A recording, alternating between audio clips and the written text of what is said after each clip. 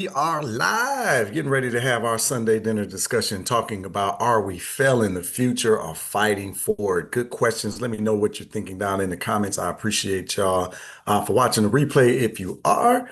But we are about to get down, so let me let my Zoom audience in here and we're about to have the discussion. If this is your first time here at Sunday dinner, welcome. Grandma has been looking for you. As we love to say, I'm going to fire up the discussion and get things rolling in just a moment. Hey, what's happening to with our Zoom audience? Appreciate y'all being here today. I can't tell if I'm on camera. I done changed some stuff, y'all, and it's giving me the flux already. So I'm working that out. Spotlight for everyone. There we go. All right. We are here. Appreciate y'all being here on time. We are doing something a little bit different here at Sunday Dinner. We're streaming into YouTube, but my Zoom audience, y'all will still have an opportunity to participate in the discussion. We're going to have a good one today, but let me fire up our intro music and get ready to start Sunday dinner. I got a hard stop today at 2 hours. I know that's like insane, right? That's never happened. I don't know. It might have happened like once or twice here at Sunday dinner, but I do have a hard stop. So keep that in mind. Make sure that we're participating and engaging. Let's have fun today. Oh, no, that is the wrong thing. Share. There we go. All right, fire up our theme music, and then we're going to get into Sunday. Urban intellectual. Open your eyes. Urban intellectuals. Yeah. Check. In a world that's unjust, I'm screaming, we love us. Equipped with knowledge, we are dangerous.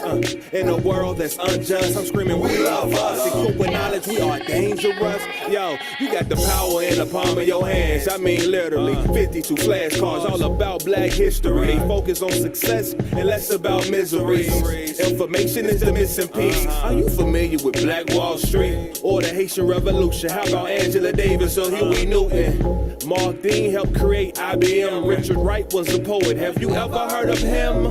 Get familiar with your culture. Women like Evelyn Granville probably paid the way for Oprah. I'm trying to be fly like Miss Bessie Coleman or like James Baldwin. I could be a spokesman. Man, the power of the black fist. What you know about the 68 Olympics? Dick Gregory, yeah, he kept it realer than most. Dr. King was instilling the hope. Let's keep it going. Open your eyes. Open your eyes and let's have a good discussion here at Sunday dinner. Let me drop in our opening but these conversations are important, and the history is critical. The experiences are important because you start to understand the weight of the weight of expectation. I'll say that the weight of expectation on us as a people in the community. We're having important conversations just like that and many more at Sunday dinner. You got your invitation. Conversations for the soul. This is what we're doing every Sunday here at Urban Intellectuals. My name is Freddie Taylor. I'm the CEO and founder of Urban Intellectuals, and I'm your host, inviting you to Grandma's table at Sunday's dinner. You remember going to Grandma's house, don't you? The nostalgia of going to grandma house, right? If y'all went to grandma house, and you know you better act right when you get up in grandma house, right? So we are here at grandma house reconvening the family, right? I think this is part of where we've gone astray, right? As a community, we've lost connection with our family structure. So rather than whine about it and cry about it, let's come together and talk about it and start to reconnect our community members who are ready, willing, and able, right, to have these discussions, to engage in learning and developing together and moving the needle, right, on ourselves, our families, our communities, and eventually the diaspora. Down in the comments, let's just have a little bit of fun. Drop your favorite dish that you remember going to grandma's house. Somebody do me a favor and drop sweet potato pie down there in the comments. Thank you. I appreciate you. Listen, we feel like the company that has brought you Black history and culture with our Black History flashcards, our educational tools, our courses, and even our travel experiences is perfectly positioned to have this conversation. That's why we're doing it at Sunday dinner. This is your official invite. Go ahead and click the link and register. Look, Grandma already been looking for you and asking about you. I ain't want to say nothing, but you're already here. Click the link, register. See you at Sunday dinner. Appreciate y'all being here for Sunday dinner. All right, it is July 13th. This is the second Sunday and we are getting ready to have us some good conversation today. I already see Blackberry Cobbler, mac and cheese in the comments. For those of you that are on Zoom, someone is asking, hey, how do I, or excuse me, for those of you who are on YouTube, someone of you are asking, how do I get to the Zoom? We're reserving a Zoom space for our customers and our VIPs and our members, right? So if you are a customer, you should check your email. If you purchase any of Urban Intellectual's products and services, you should check your email. You definitely have an invite to the Zoom session of Sunday dinner. If not, there's always an opportunity, right? We're always running some sort of special or something that's going on here at Urban Intellectuals. So an opportunity to join the community, right? So we want to continue this engagement, but we're just trying something a little bit different, right? So we're doing that. So appreciate you, Adrian, for your interest. If you purchase something, brother, go ahead and make sure that you check out your email. So you should definitely have that by now. It is coming. All right, I got fried chicken and smothered chicken and rice, right? I love that. All right, all right. Sweet potato pie is my thing. Like I always remember that in the mac and cheese. I go crazy. The collard greens are always that candy yams, right? So we're having that nostalgic moment here in there. Thank you, Karen. Right, I got my sweet potato pie in the comments. Having that nostalgic moment. But the conversation here today will be centered around our children, right? Are we failing the future or fighting for it? So that's something that I want you to think about as we roll into Sunday dinner.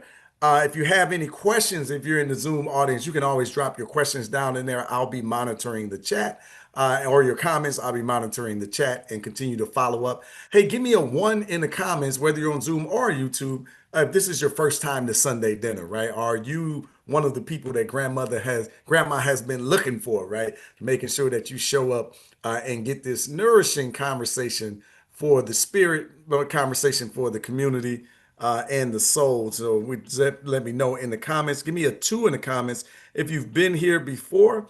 All right, I see our Sankofa children are in the building. So they are ready. So for those of you who haven't been here before, right? I see my twos out here on Zoom. Appreciate y'all as usual. For those of you that don't know or aren't aware, every second Sunday, our Sankofa Club children, our kings and queens inside of the Sankofa Club, this is our Black History and Leadership program that we teach inside of Urban Intellectuals. Right now, we call it the Sankofa Club, but they run the Sankofa Nation, and they elect the children, elect kings and queens to rule the nation for 3 months. I'll let Sister Gwen explain all of the details, but they are here today to give us a presentation and a conversation for us to engage in. It's a beautiful opportunity to have a cross-generational discussion in our community where we often miss this boat, miss this opportunity. The elders, right, are often talking to one another about things that are important to us and not really including the younger generations in the conversations. And like it or not, whether we like it or not, they up next, right? So they should have a seat at the table. They should have an opportunity to converse and educate us. In addition to that, this is a wonderful opportunity for you to see what our young people are doing, what they are up to. They're not the negative, stereotypical Black children or Black young people like the media and the educational system wants us to believe. Our children are doing fantastic things. And I love Second Sundays, right? Because you get to see it up close and personal, and you will see what I'm talking about here in a moment. Trying to think what we got going on this week. We have an AI summit coming up, right? So we're doing an everyday AI summit again. So if you are interested in artificial intelligence, if you're concerned about artificial intelligence, if you're wondering how you can use that in your life to better your opportunities, we're going to have that discussion coming up. I believe the date is July 22nd. Don't hold me to that. If you made it here, you're on our email list. So you'll have an opportunity to see those details in person. Make sure that you sign up and register. It's going to be a great discussion. We got some other things coming up. We have a book coming out. I'm not going to give you the title just yet. I just wanted to dangle and tease that. We're working out the details. It's finished, and we are in post-production now. We have Dr. Aiden's class tonight. Yes, Anita is on top of that.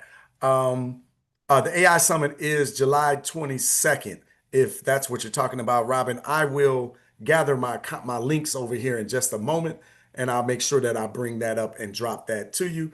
It's going to be a great discussion. The Queen of AI, Sister Alicia Little, is running that presentation for us. She never disappoints. I use AI daily. We have a lot of conversations about, AI isn't going to necessarily take the jobs of the future or take the jobs of the present. But people who understand and are using AI surely will, right? So this is something that I don't feel like we can ignore. And I know a lot of times in the Black community, we'd love to deem things the devil, right? And say that's the devil's work. I'm not going to be a part of that. Meanwhile, the country, the community, and the world are running right past us. We watched it with the internet. This is the second revolution, right? What is happening right now is probably larger than the internet. That sounds crazy to even say, but it's happening so fast and it's so widespread. I don't want y'all to miss that. I'll make sure I drop that link in just a moment. But it's going to be a great discussion, right? It's absolutely free. We operate it on Zoom. You'll have an opportunity to ask your questions and be engaged. But with that, because I have such a limited time today, I want to make sure I quickly get Sister Gwen up here because she is the leader. Well, she's the facilitator of our Sankofa Nation and the one that is really prepped to set you up for what you are about to experience, what you are about to see. I feel like oh man, what's the old school rap song? You're about to experience the strength of street knowledge, but you're about to experience the strength of youth knowledge, right? Of our Sankofa children. But with that, let me invite Sister Gwen up to the front to jump in and introduce what our people are about to experience, right? So, oh, y'all might recognize Sister Gwen from our Fourth of July special that we just held, who did a phenomenal job firing us up and calling us out, right? On not just talking, but making change in our community rather than just talking about it, right? So I'll leave it there. But hey, Sister Gwen, how you doing today? Hi, let me make sure yeah, I can be heard. All right. So good to see you and everyone else at the table at Grandma's house Sunday dinner. And just to be clear, I am the elder advisor Here we for the go. nation. I kind of help along, but just as the elder advisor, our pharaohs and queens are in the house today. And for anybody new or who has not heard this story, I'll tell it quickly. One Saturday, we were having our Saturday meetings that turned into our town hall, sorry, our town hall meetings. And it wasn't every Saturday, it was once a month. And so during our town hall meeting, we we're talking about Marcus Garvey, and Marcus Garvey wanted to start a nation. And then we all said, well, why don't we start a nation of our own? And so we said, yeah, so we can call it the Sankofa Nation. And then we talked about whether we were going to have presidents or vice presidents or kings and queens. And so everybody voted on kings and queens because we wanted to go back to our heritage. And so this is started happening in 2022. No, 2020. And we have been forming our nation since 2020.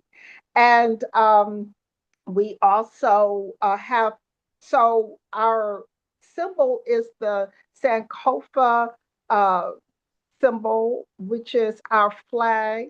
Let me just that's it. That's the way it looks if you see me. And our laws are the Mayat, and we have a national anthem, and we're working on is it this Saturday? No. Well, no, yeah. Maybe, yes, this Saturday, which is the third Saturday when we meet, we will be working on our Constitution. I found on AI, feeding it all the information, it drew up a really nice Constitution for us, and we want to go over with the nation. And We have had wonderful leaders. Our kings and queens have been phenomenal. Their responsibility is to bring to the nation information of interest, information that we need to know to be a nation. Now, when I say that we are a nation, this is not kind of fairy tale-ish. We are a micro nation. And I found this out when the election was over and everybody was saying, I'm going to start my own whatever, or I'm going leaving this country. And I found out that we are a micronation, and a micronation can be virtual or on an actual place. And so we want to look further into doing something even more substantial, but we are a micronation. So, with all of that being said, we have our pharaohs who are Pharaoh Jaden and Pharaoh Peyton, and we have our Queen Kaya and Queen AJ. So, without further ado, just wanted to give you a little background of how we started, how long we've been in existence. And like I said, through our lineage of kings and queens have been phenomenal. So without further ado, I will turn this over to Pharaoh's Jaden and Peyton, and Queen Kaya and Queen AJ, and you all can decide who will be going first. So take it away. I just made them co-hosts. Okay, thank you. I'm missing.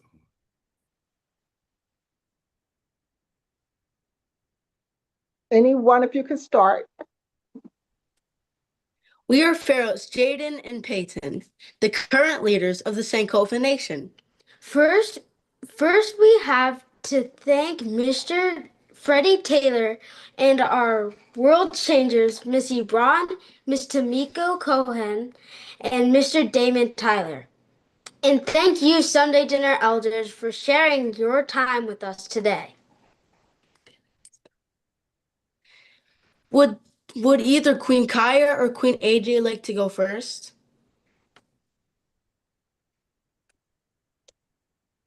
No, thank you. I'd like to. If Queen AJ would like to go first, she can go. No, thank you, Kunkaya. I'd like to go last. Okay. Queen Kaya. Freddie, may you please assign me as a co-host, please? Think you did. Yes, you are set, Queen Kaya. Okay.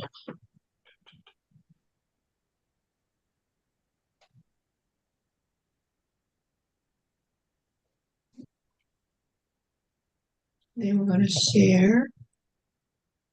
Ask her, can they see your screen? Can you see my screen? Yes, we can. Communication. Oh, let's connect. Communication is how people share ideas, thoughts, and feelings. From hand signs and drum beats to phones and video chats. The way we talk has changed a lot over time. Throughout history, people have discovered new ways to connect across distances. And many brilliant African American inventors helped make that possible. Today, we will explore how communication has grown and improved from ancient times to today and highlight the contributions of African Americans who helped shape the way we share information. Speaking is the earliest form of communication. However, scientists have very little evidence to support the origination. Hebrew, Chinese, and Greek were some of the first spoken languages in the world. Do you know the number one spoken language in the world today? English. There are more than 1.35 billion English speakers. Unlike speaking, we have proof of the first written languages. Around 3100 BCE, The Sumerians used cuneiform, and the ancient Egyptians used hieroglyphics. Hieroglyphics were symbols and pictures used to tell stories and record important information. For a long time, people didn't understand hieroglyphics until the Rosetta Stone was discovered in 1799. This amazing stone had writing in 3 languages: hieroglyphics, Egyptian Demotic, and Greek. It helped people learn more about ancient Egyptians' culture, history, and daily life. To write things down, people need tools like papyrus, ink pens, and pencils. Did you know that some of the tools we use today were made better by African American inventors? In 1890, William Purvis improved the fountain pen so people could carry ink with them and write more easily. In 1897, John Lee Love invented the portable pencil sharpener, which made it easier to keep pencils sharp anytime, anywhere. These inventions helped people write letters, create books, and print newspapers and magazines, all of which helped communication spread around the world. As people wanted to connect faster and across greater distances, new tools and inventions began to change everything. In the 1800s, the telegraph allowed people to send messages through electric signals. Then came the telephone, invented in 1876, which let people hear each other's voices, even when they were far apart. Soon after, the radio allowed voices and music to travel through the airwaves, and the television let people see moving pictures and hear around the same time. Pictures and hear sound at the same time. These inventions brought news, entertainment, and education into people's homes. But did you know that African American inventors and engineers played a major role in making these technologies even better? Granville T. Woods, also known as the Black Edison, improved the telegraph by inventing the induction telegraph. It allowed train stations and moving trains to communicate, helping prevent accidents and saving lives. James E. West co-invented the electric microphone in the 1960s. His invention made microphones smaller, cheaper, and better quality. This type of microphone is now used in most phones, computers, and hearing aids today. Marie Van Britton Brown created the first home video home security system in 1966. Her invention had a camera monitor, and two-way microphone. It was the beginning of two-way video communication.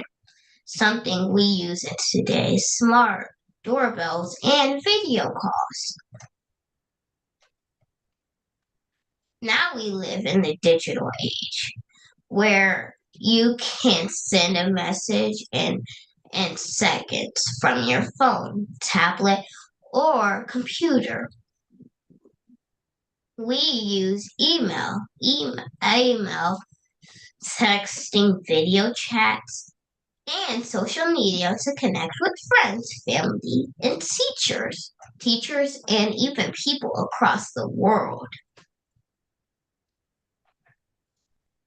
One of the biggest breakthroughs in making this possible came from Jesse Russell, a brilliant African American engineer in the 1980s and 1990s.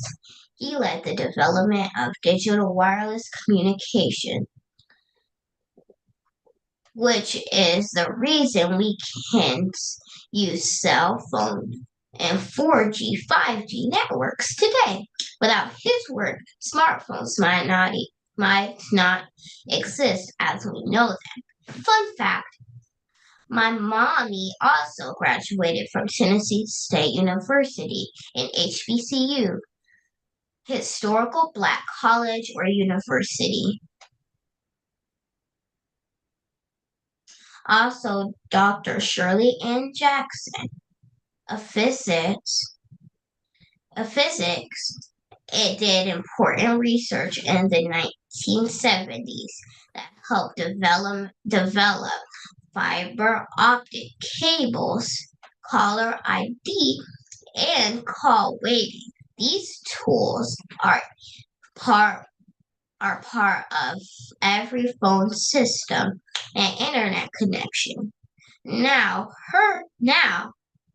her work made it easier to send large amounts of information faster and safer.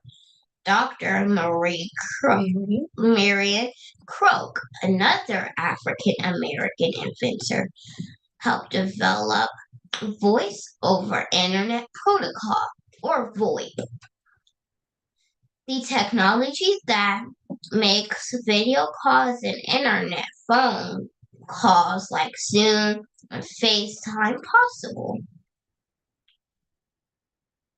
Today's communication depends on apps, video platforms, and wireless signals, but none of it would work without the inventions of brilliant minds like West, Russell, and Jackson. Thanks to their work, we can talk face to face, over video, send voice messages with emojis, work from anywhere with Wi-Fi, learn online from world changers like Miss Gwen and Mr. Damon. The end. Outstanding. Outstanding. Round of applause, everybody. Round of applause. Thank you, Queen Kaya. Thank you. Yeah. Wonderful presentation. Do you let's just ask a question. Would you like for my queens and my pharaohs, would you like for everybody to present and then people can ask each any questions that they would like to ask, or would you like for them to ask you questions now? If they have any. Yes. Okay. Ask questions now? Yes, please, because now it's fresh in their memory. Okay. Thank you, Pharaoh. All right. Anyone have any questions for Queen Kaya? I have a question. If no one else has one, I'll let them go first. You can raise your Zoom hand, or we got just a few people here. You can you can open your mic and ask the question. Oh, the Pharaohs have a question. Queen Kaya, it was excellent, and communication is very important. Thank you. Excellent. Gwen, I see Dr. Anita. Okay. Dr. Anita, go right ahead and ask your question. Yes, Queen Kaya, amazing presentation. What inspired you to do a presentation on communication? That's one question. And of the people that you learned about, who resonates the best? Who do you relate to the most? I guess I should first question. Yeah. Can you repeat the last question again, please? The last question is of the people that you researched, who appeals the most to you or inspires you the most? Dr. Shirley Ann Jackson. I like the invention she did. It was she was a nice, she's pretty, she inspired me. Yes, ma'am. Why did you choose the topic of communication as being important to share with us today? So it like I normally before I do a presentation, I brainstorm on what I want to present. So I had like from the last meeting we had to the next town hall, I have time to think. And then the evolution of communication, it came in my head, and me and my mommy and me and my mom researched. My mom sent me videos. I researched, and that, yes, ma'am. Excellent. Excellent. I love the fact that you began way back with hieroglyphics and cuneiform and so forth, taking it back to the continent. Very well done. Thank you. Excellent, excellent. Gwen, I see a question for Queen Kaya. One, Queen Kaya, can you let the people know how old you are? I just turned 9. You just turned 9. Uh-oh. All right. Well, happy belated birthday to you. But yeah, that is excellent. This is a 9-year-old, y'all, educating the elders here with a great presentation. Terry on YouTube asks, how did you do your research? Well, how I did my research. So, I looked up, it looked it up on Google on my computer, and I looked on YouTube videos. The library books from the hieroglyphics all the way up to cell phones. I got it from library books, the internet, and that's where I got it from. And your Black History cards. Oh, and my Black History cards. I love it. Yeah.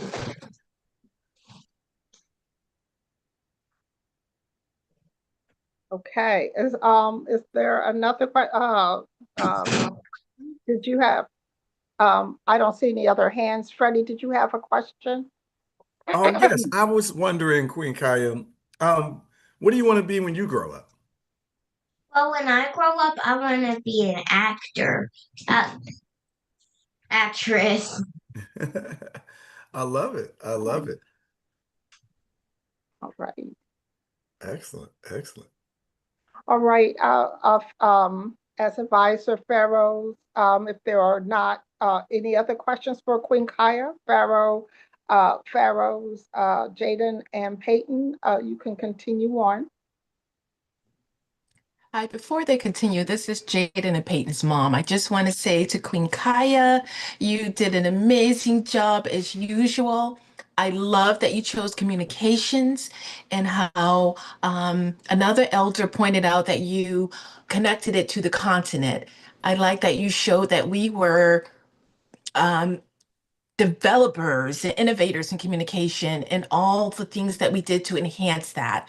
I like that you highlighted that because it's often overlooked. Kudos to you, Queen Kaya. Excellent. Yeah. Thank you. Round of applause. All righty. Yes, she's always excellent. Excellent ruler, excellent leader. Definitely. All right, Pharaoh. Again, thank you, Queen Kaya. Before we begin our presentation, we would like to highlight 3 things, especially for our new Sunday dinner elders.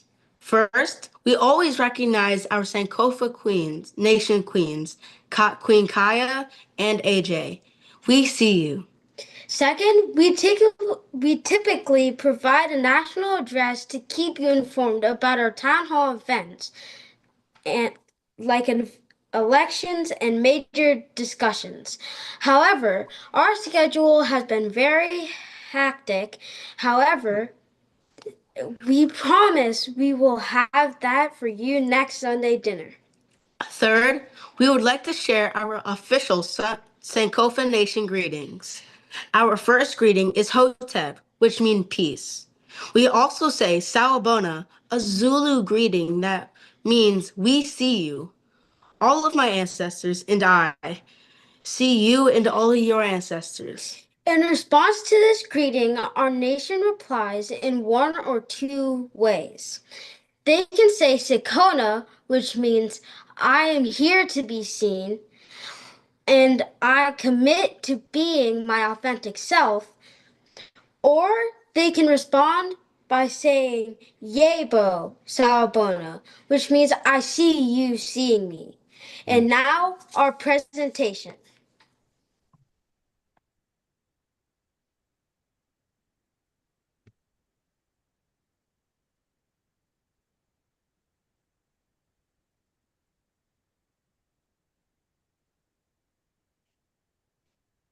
Sawubona, we see you.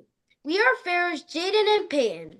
Today we are talking about this really important subject. Drowning doesn't look like drowning. It's summer, which means many of us are headed to the pools, beaches, lakes, and ponds to cool off, have fun, and spend time with our families. It is especially important for us as blacks and browns. People drown at a much higher rate. National Drowning Prevention Day is on July 25th. Let's not wait until July to make a change.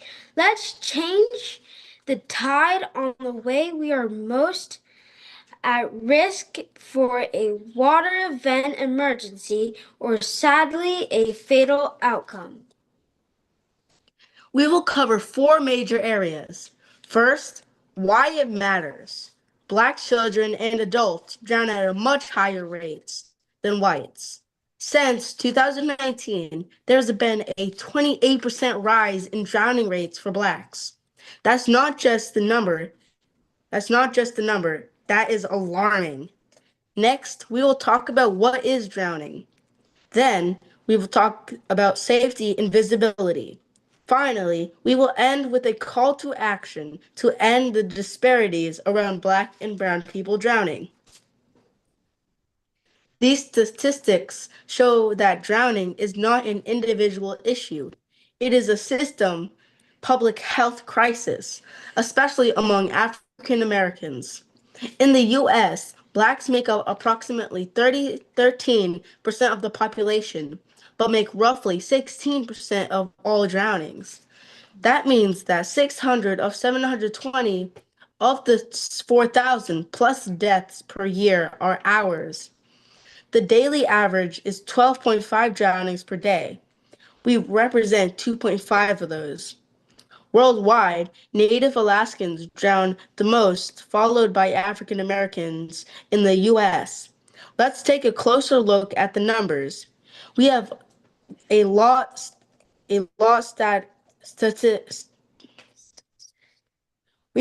of statistics to share, but it is important that we share them to highlight the urgency in knowing how to prevent drowning. Here are the numbers by age. Black adults are 1.5 times more likely to drown than white counterparts. Black men drown more frequently than women. 37% of blacks do not know how to swim. 63 never had formal swimming lessons. Black youth under 30. Overall, there are 5.5 times more likely to drown. This is alarming. Black adults over 30 years old, 1.5 times more than whites. Black men drown more often. 37% can't swim. 63% never had swimming lessons. Black youth under 30 years old, 5.5 times more likely than other races, 1.7 times more than white children. Age 5 through 9 drown 2.6 times more, and ages 10 through 14 drown 3.6 times more. Here are the numbers by drowning locations. Under the age of 1, most drownings occur in bathtubs or from water sources around the house, like toilets, buckets of water, hot tubs, etc. In swimming pools, ages 10 through 14, Black children drown 7.6 times more often than white children. Ocean and beaches are the most common sight for ages 15 through 29. 47% of teen and young adults drown in natural water sources like lakes and rivers. Here is the medical definition of drowning. The medical definition is the process of experiencing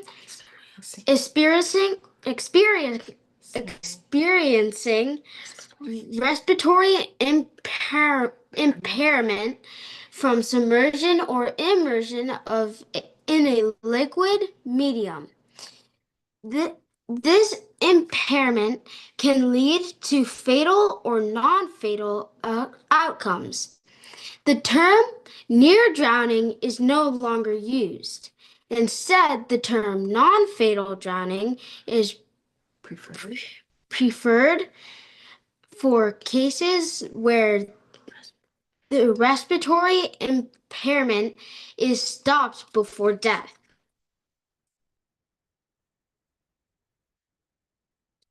We have all watched movies where someone who is in distress in water is splashing and screaming for help.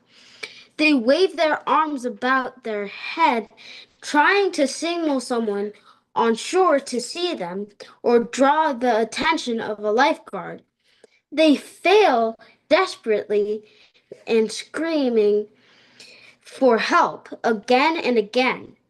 The movies, the struggling swimming is yelling for help between dipping underwater and then with new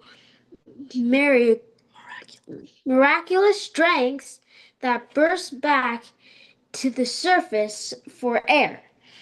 In reality, movies have done society and parents a huge disservice. Drowning in movies is not what drowning looks like in real life. Most people think drowning looks dramatic, like yelling, waving, splashing, and calling for help. But the truth is, drowning doesn't usually look like that at all. It's fast, silent, and easy to miss, even if you're just a few feet away. A drowning person might continue to struggle underwater, but isn't making any headway, often facing the nearest point to safety. For example, land. A person swallow water, a buoyant support toy, or a boat. Drowning is silent and quick. It takes 20 to 60 seconds.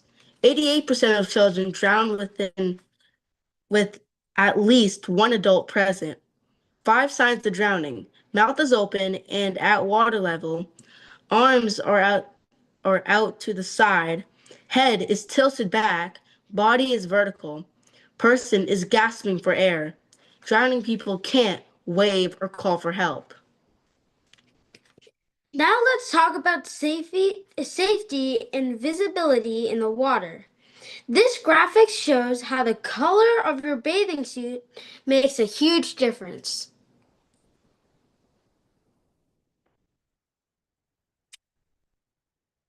This graphic shows how the visibility changes due to turbulence or movements in the water. Create a safety plan and black strategies in water. Develop a family safety plan. Have a designated water watcher. Take swimming lessons. Be a lifeguard. Take a CPR class. Show up and be seen. Speak up if something feels unsafe. Support swimming programs and scholarships. Know your local pool and beach regulations and check the weather. Let's be the generation to end racial disparities in fatalities. We belong in the pool, at the beach, in the lake, in lifeguard chairs, on swim teams, and in the water without fear. We're not here to repeat the story. We're here to change it. Thank you. We are the ones that are going to change this story. We are smart, strong, and we are going to look out for each other. I can see you. I can save lives. I can save you. If you can see me, you can save me. Any questions?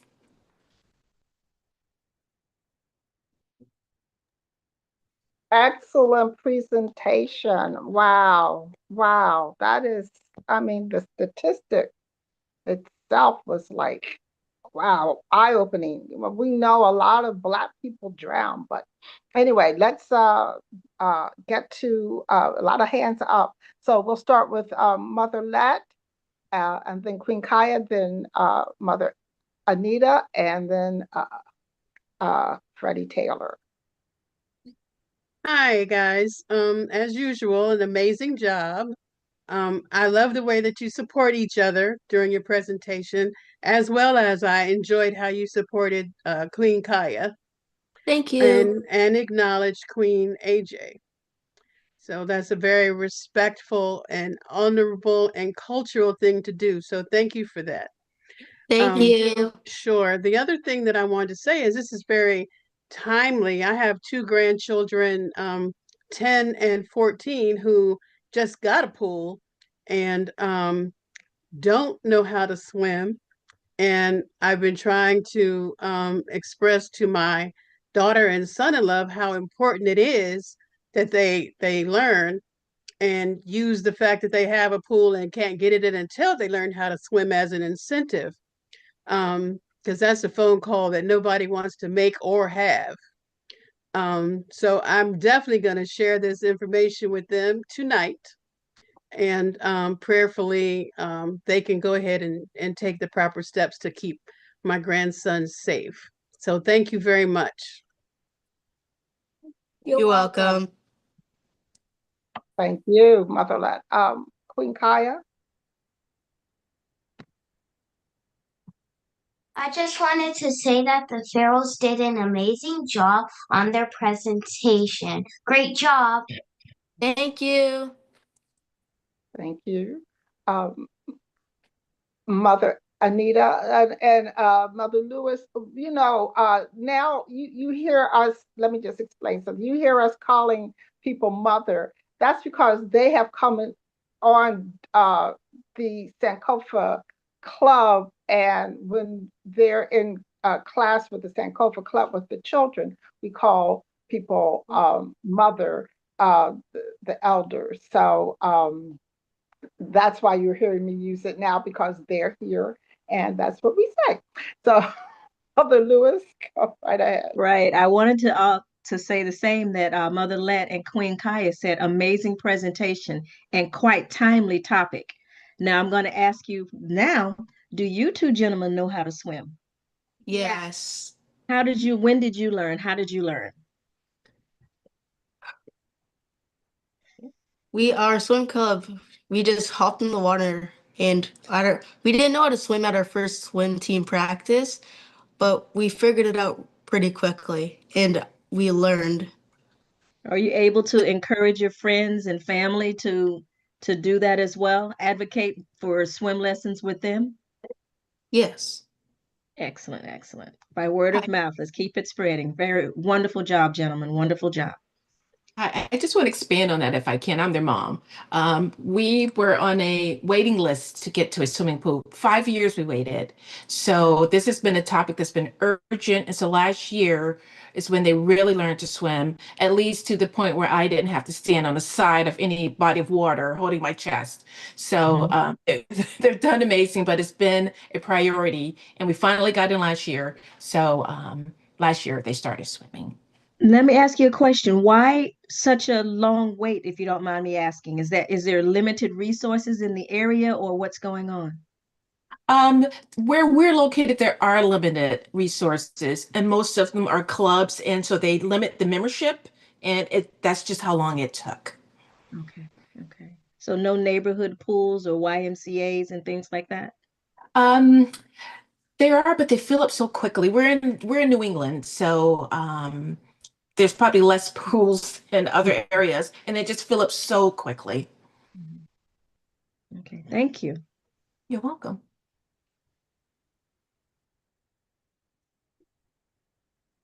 My question would be, why do you think so many in our community aren't swimming? It's because the lifeguards they choose to see who comes to the pool more often, and they choose to look out for people like them or white people. I love it. Mother Jan. Thank you. Can you all hear me, Pharaohs? What an awesome job you all did in that presentation. And Queen Kaya, you as well, my dear. This is so timely. I had an elder in my church this morning exactly who told me she's retired at 65 and she told me she's taking swimming lessons and she's going to finally taking herself some swimming lessons. All of her children know how to swim, but she's never learned and she's taking swimming lessons. So this was certainly timely. She's going to now finally get in there and be able to at least float at this point. So I'm going to tell her that you all had this wonderful presentation and give her the statistics that you all gave me. And I know she's going to be super proud of herself. Thank you so much for that. Thank you. Thank you. Excellent. Are there any other questions? If not, we will have our final presentation by Queen AJ. Is AJ, are you phone? Oh, Queen AJ, there she go. I'm sorry. I see me now.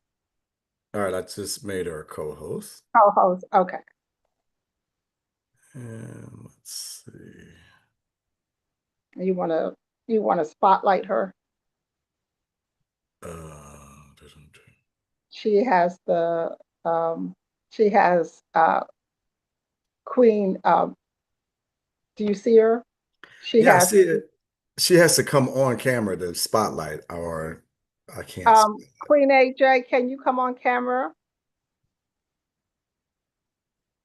Oh, there she is. Okay.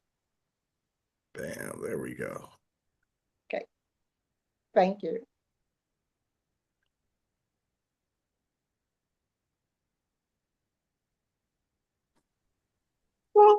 Hi, everybody. My name is Queen AJ, and today my presentation will be on understanding and being understood.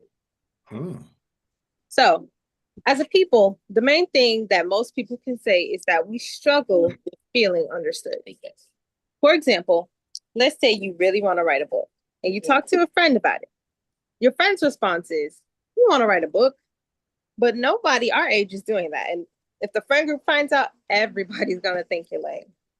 Well, for you, you gave them no context about the book. It's actually a self-help book for Gen Z. But when you try to explain that, the response you may get is, "Hey, I know all about these types of things. Just listen to me. Forget about the book." Many times we may unintentionally be the discouraging friend. You may attempt to solve others' problems with no context at all.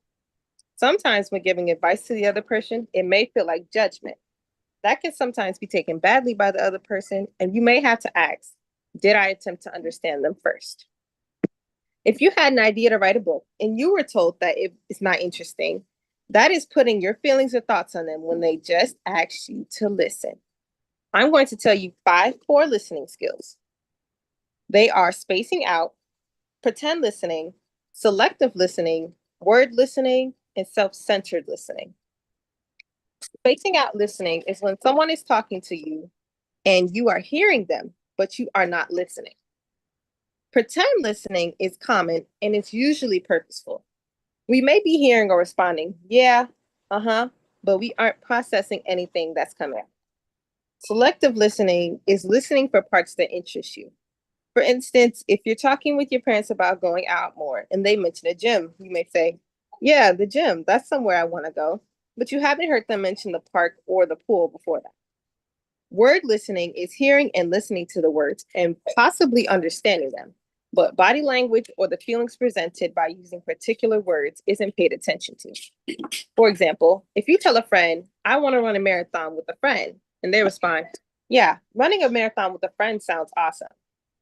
Well, sometimes, even with further explanation, even when someone is being particularly blunt, it's not understood. Self-centered listening is when someone is explaining something and you can see it from your point of view.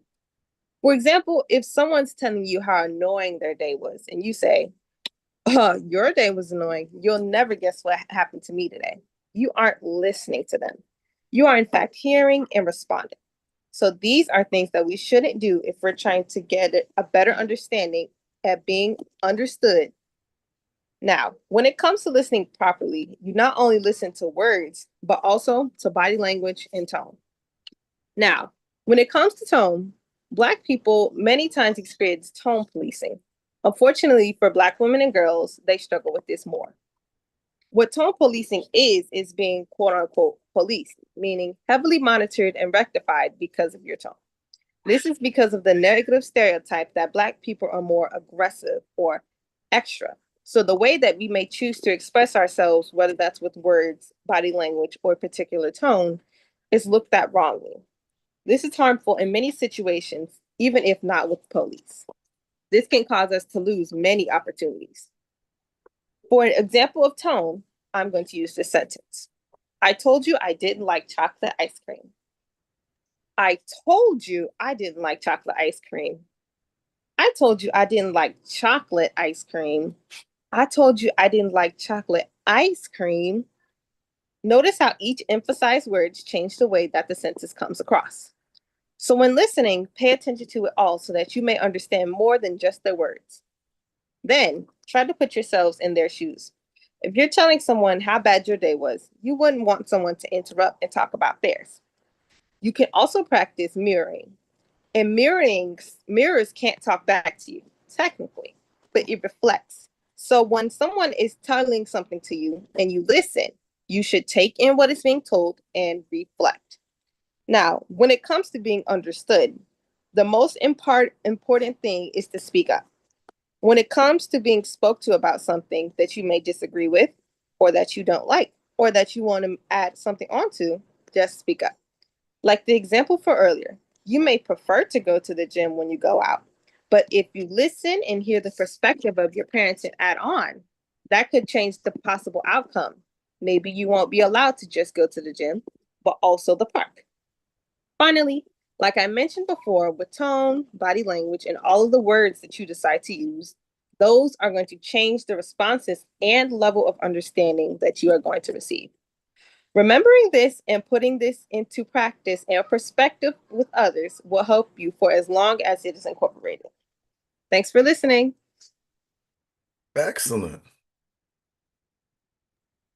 Oh, wow. Excellent. Thank you. Round of applause, everyone. Round of applause. All righty. Any questions? All right.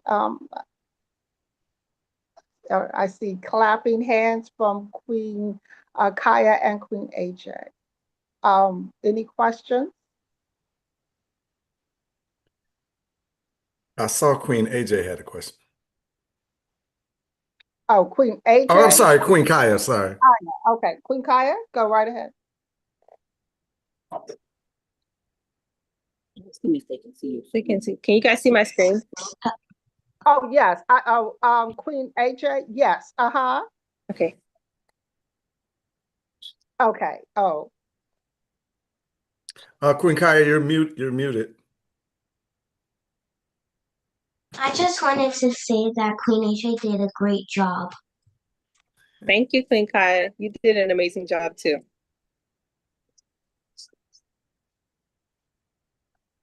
All righty. Love that screen.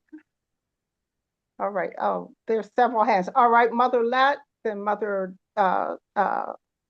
Taylor. I'm mothering everybody. And then Mother Lewis. All right. Go right ahead. Mother Let. Queen AJ, of course, you did an amazing job. It's also extra responsibility as you're one of the senior youth. So you have quite a position to be as a role model. Your presentation was excellent, and I say that as a retired speech and language pathologist with a lot of linguistic training. And I really appreciate the fact that you have such a depth of understanding at your age and able to actually express what you've learned. So thank you very much for representing so well. You're welcome. Thank you for being able to help teach us.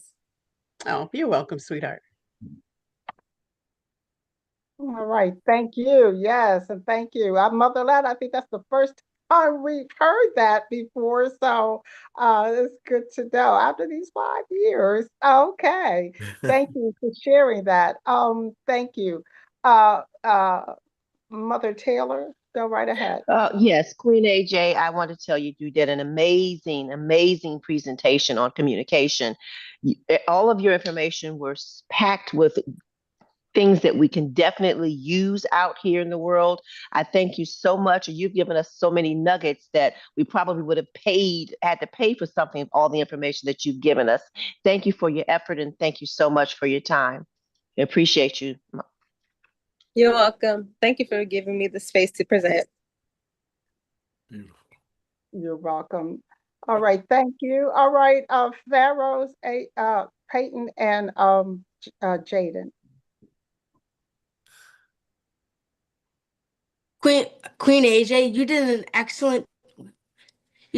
excellent job.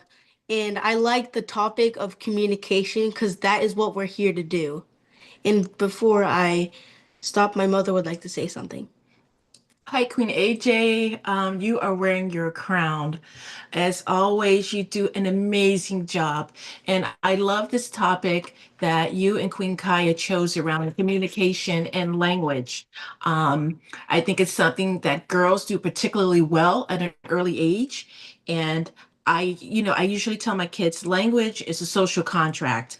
It's kind of informal agreement about how you share ideas, how you use your grammar, linguistics, your body language, and it changes depending on your age, your social, and your cultural factors in your life.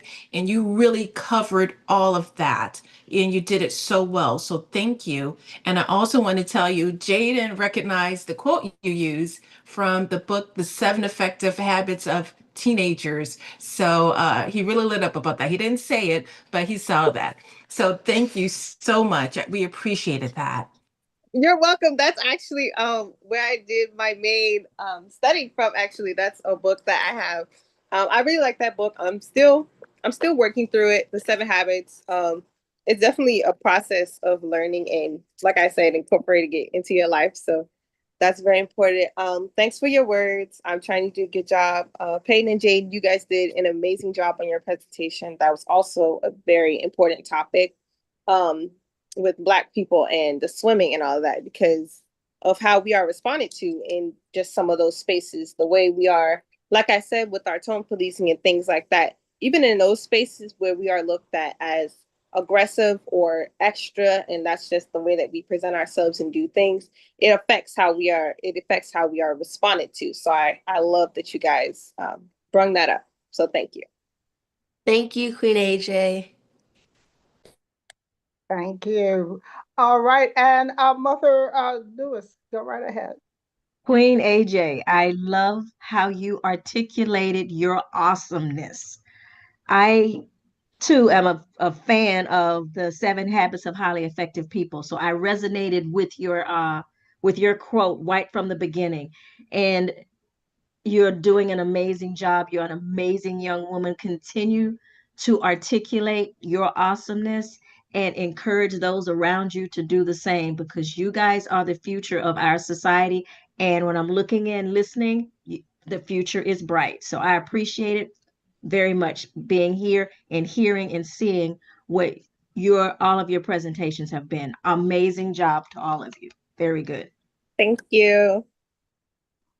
All right, thank you so much, Mother Lewis. So it's we're gonna start calling. Well, Mr. Taylor doesn't always get to our lessons, but today, since the children are here, we're gonna call you Baba Taylor. All right. I appreciate that. I appreciate that. Queen AJ, I got a quick question. Like, how just for the audience, let them know your age. I'm 16.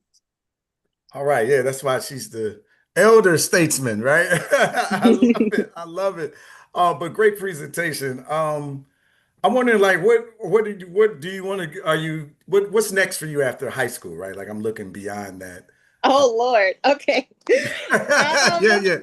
Okay, I'm working on it. I do want to go to college. I want to go to HBCU. I'm currently doing all my research. One thing I can definitely say about research in colleges is that this is a lot of work. It's a lot of information to learn. And as I've said before, I want to be an archivist. So the specific studies and things that I have to take, it's very specific. History is my main course, which is why I love Sankofa Club, because this is kind of giving me some of those credits that I'm going to need.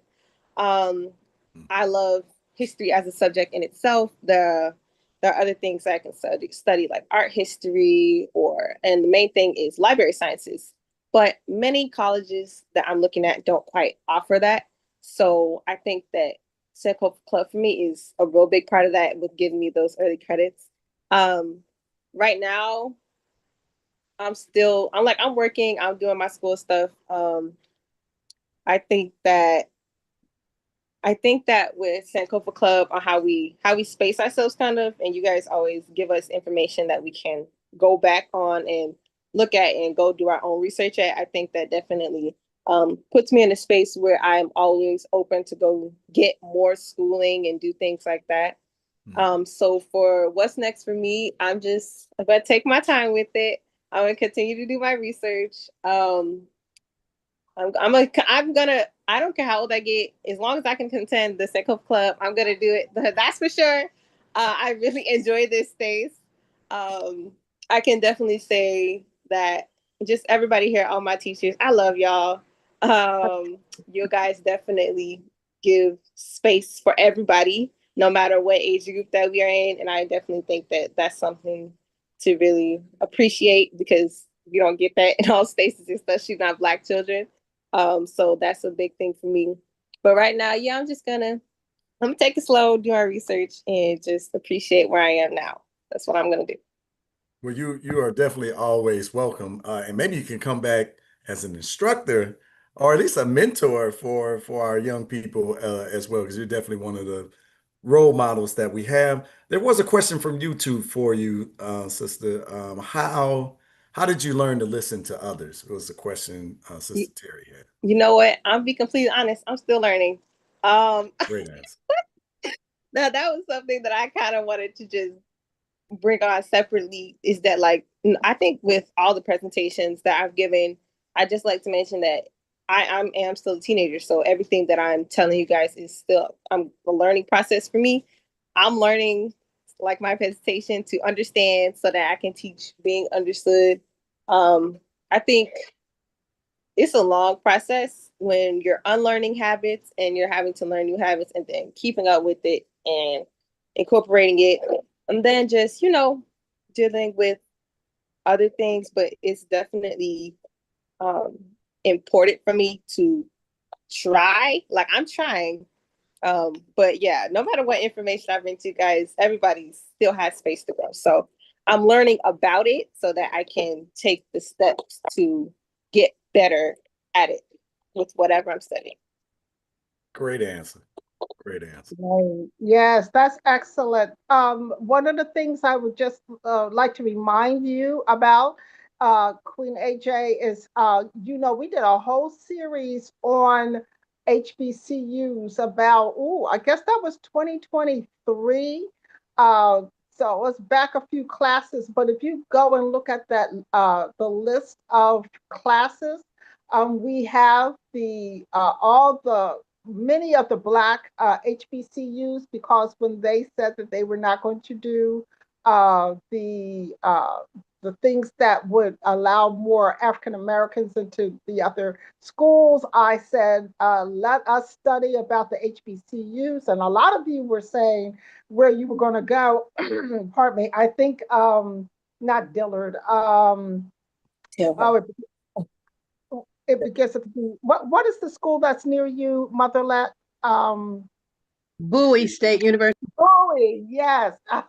After everybody saw the video about Bowie, everybody was saying we're going to Bowie. Yes, because Motherlet said, "Oh, that's near me. You can come and visit me." So, and my friend and former co-worker is the president of Bowie. So if you decide to go there, I can give her a call and say an amazing young woman is coming to your school. So go back and look at because we did quite a few, not a few, but we did a lot of the HBCUs, and so you can look at their videos. Of course, you can just go right and look at their videos of the time, but the videos that we picked were videos that showed all of the kinds of different majors that they had too. So anyway, that is available. So that's what we do with the Sankofa Club in the learning, the Sankofa Nation. So I want to thank everyone. I'm going to let the rulers close out this portion of Sunday dinner. You know how it is too. Sometimes young people, and I told them they don't have to stay for the whole, because sometimes we go on and on and on. They don't have to stay for the whole meal, dessert, and then sleeping time. But but we thank them so much we thank you all so much for just so many times people come here and their souls are heavy because they are concerned about the present and the future. And you all lift our souls to the highest height. When we see you, you are not our future, you are our now, because now young people are doing so many things. So let's all give all of them, Pharaoh's Peyton, Pharaoh's Jaden, Queen AJ, and Queen Kaya, a big round of applause, because we thank you for lifting our souls. And all the rulers, you can close out, you can say your goodbyes or what have you. It doesn't matter who starts off.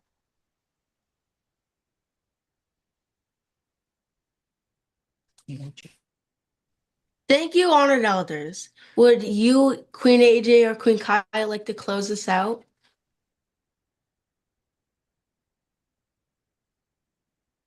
Would you like us to close out with the Sarabona greeting, or would you like us to close with Hotep? So you pull it up. Yes, we'll pull it up.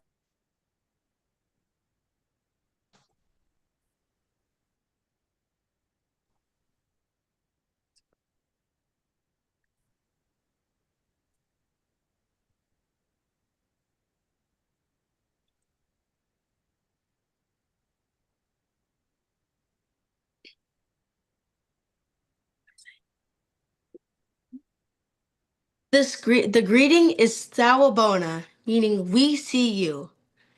I and all my ancestors see you. There are two responses. The first response is Sekona, meaning I am here to be seen. I will share my true self. Or the other response is Yebo Sawabona, meaning I see you seeing me. I'm going to say Sawubona, and on the count of three, you will either say Sakona or Yebo Sawubona.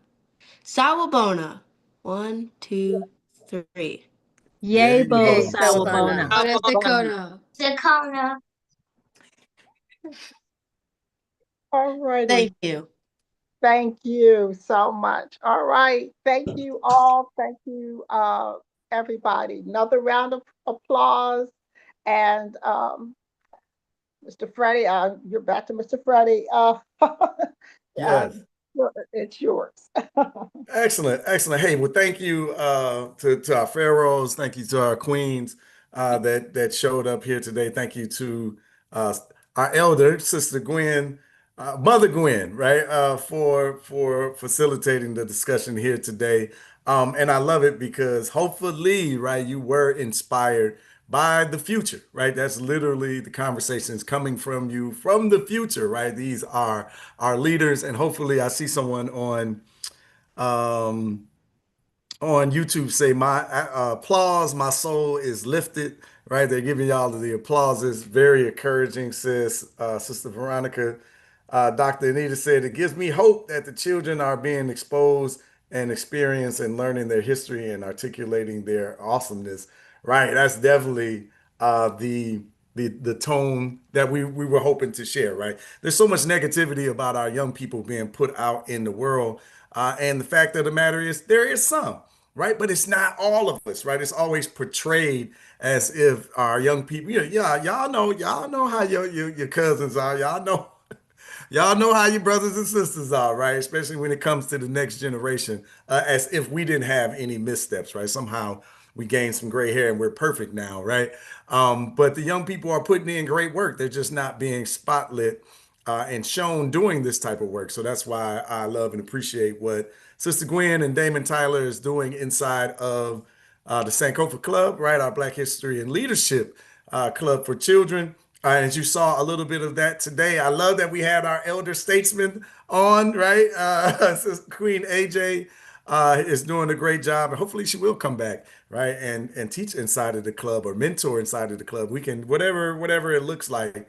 We definitely got space for that because the younger people need people that speak their language. My children tell me that all the time, right? Because you have to have people that you can identify with, right? So when you have such a mature young woman like Queen AJ guiding the youth or answering their questions, but still talking in their lingo, their conversation, their language, right? As Queen Kaya educated us on earlier. It's really insightful.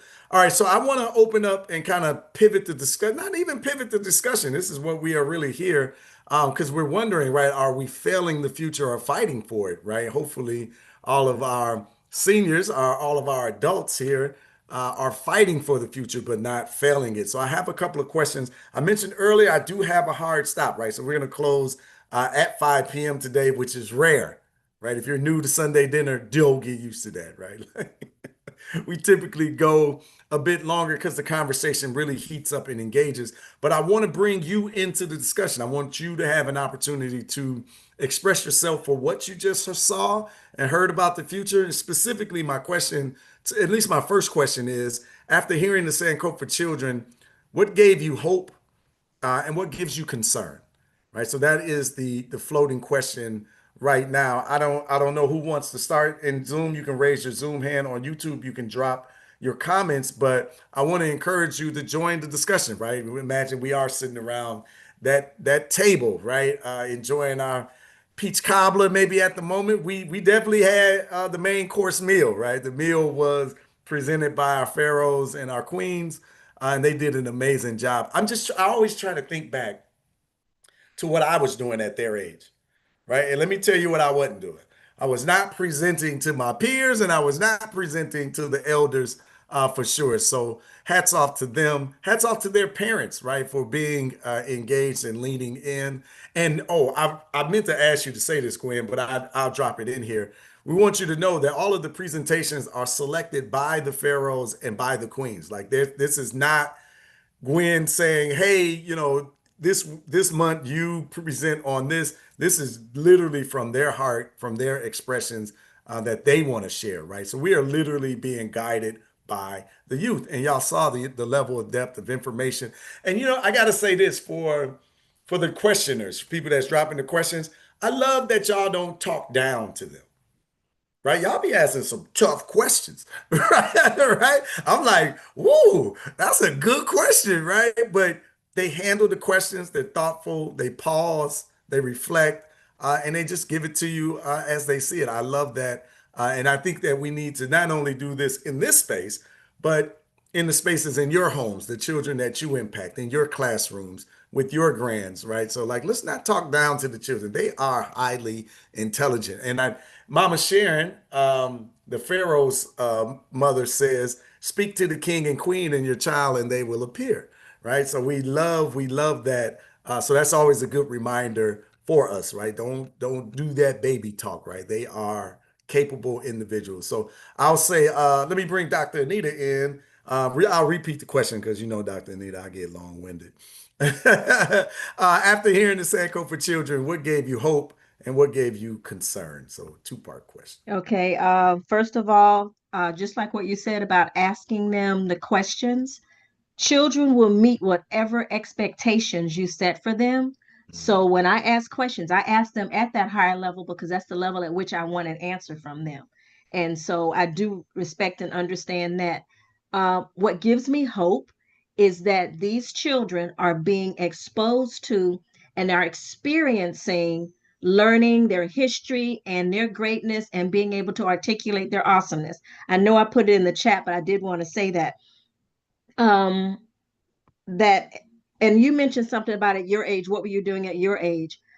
I was blessed. I'm born and raised Montgomery, Alabama, and I was blessed that at their ages and even younger that I had positive role models that were coming into our community and teaching us about our history. And I'm going to back up a little bit here. The history that they started on was slavery, was the civil rights movement, and so forth. Because remember, I'm saying Montgomery, Alabama, where our heroes were Martin and Malcolm and so forth. But these young people from the local HBCU, Alabama State University in Montgomery, Alabama, they came into the community and had to the community center and had after school and weekend classes with the kids in the area. Then we would just meet at the community center and we did everything centered around, you know, tutoring and music and art and so forth. I learned about Nikki Giovanni and all of these other Maya Angelou and so forth. And we did a lot of things to build up us as young Black children in that community. And like I said, that was spearheaded by the young people from the local HBCU reaching into the communities in and around that university. So what I was doing at their age was Sankofa Club, but not online. We were doing it face to face in the local community centers. That's one thing. And the other thing you said, what gives me concern is that such activities and efforts are not widespread in our communities like they used to be. Like I said, when I grew up, we would go to the local community center, to the elementary school gymnasium, and wherever those kids could get somebody to open a door for them, that's when we would come in, and that's where we were exposed to learning what was college, because these were young kids when they're in college. And I'm talking back in the 60s and 70s that were trying to reach out into the community and show us what the future could look like outside of what we were seeing. And that's something that I think that concerns me now, is that these types of efforts are not being duplicated far and wide in our communities, that we need to be doing more working within our circles of influence, not trying to kill the elephant far away, but maybe handling the one right here in front of us. But if the small things that can be done, and that's the concern, that the people aren't looking within their circles of influence to impact the children around them in the ways that I see happening right now with Sankofa Club. So that's my hope, is that it is happening, but my concern is it's not as far and wide as it should be. I love that. Good. You're always so thoughtful. Doc, that's great. Thank you for participating. I got Queen AJ. She is back, y'all. All right. I love it. I love it that she engages us. I'm sorry. Okay. Not yet. Mama AJ has a comment. Oh, there we go. Come on, Mama AJ.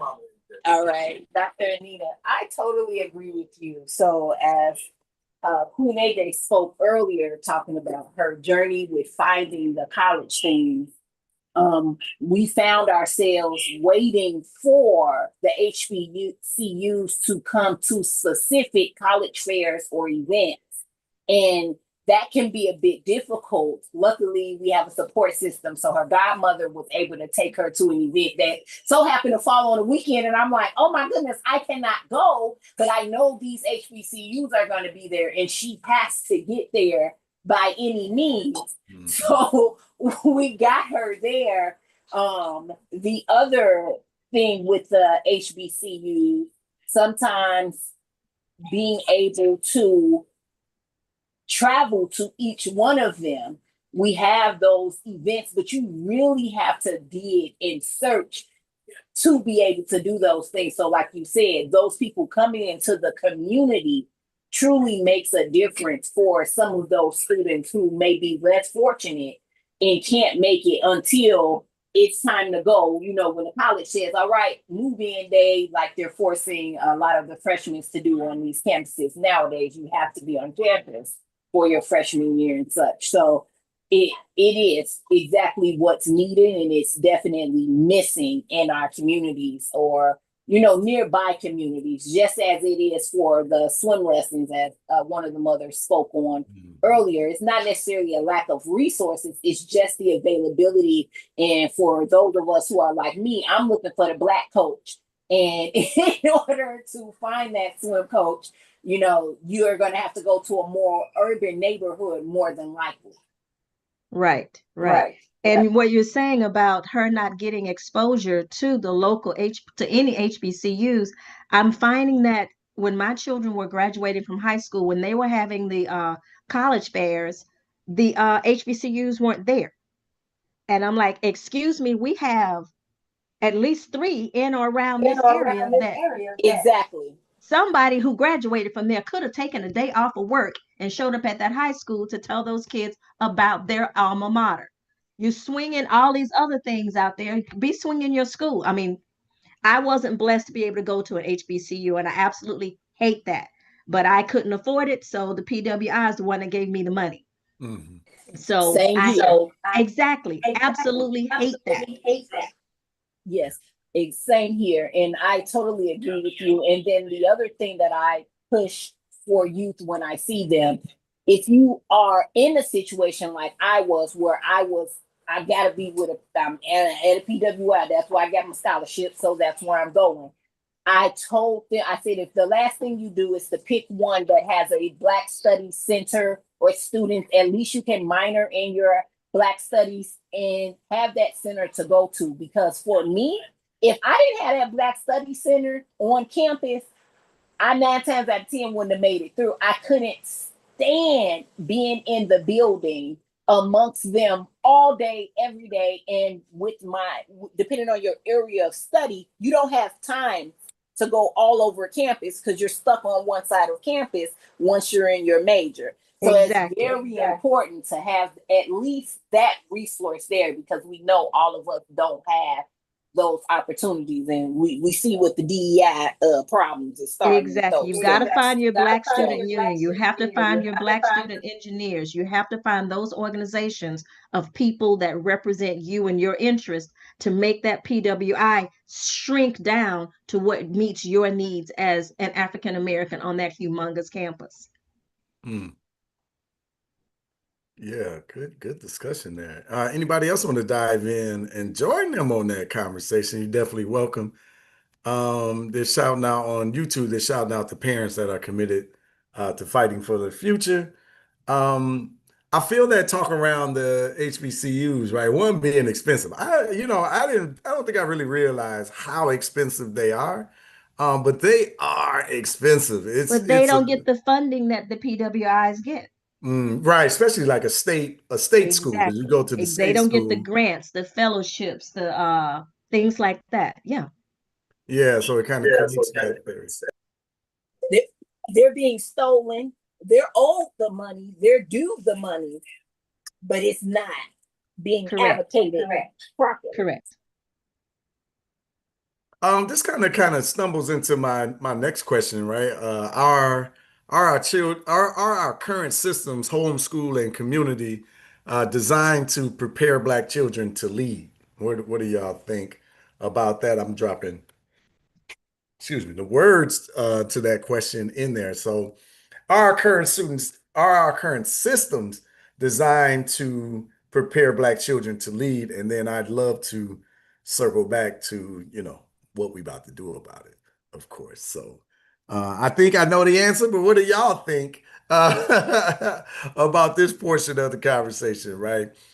These systems they seem to be doing something.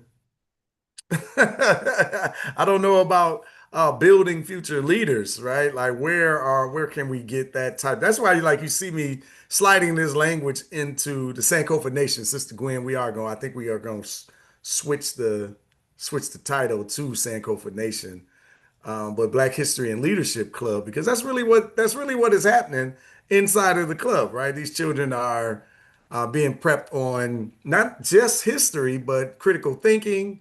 They're giving public speaking and communication opportunities. They're researching. They're learning peer-to-peer education. They're growing with one another. It's really something different, but how is that being mirrored outside? So Queen AJ or Queen or Mama AJ, one or the other. So who is that? I saw your hand go up. Okay, so this is Queen AG. And to be honest, I feel like this is a multi-layered question because being prepared to lead, being able to lead, and having the opportunity to lead is three different things.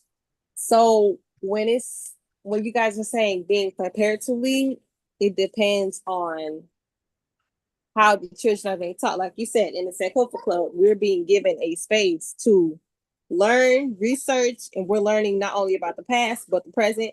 We're planning the future. So in a way, we are being prepped to lead. We are becoming leaders. We are in that space.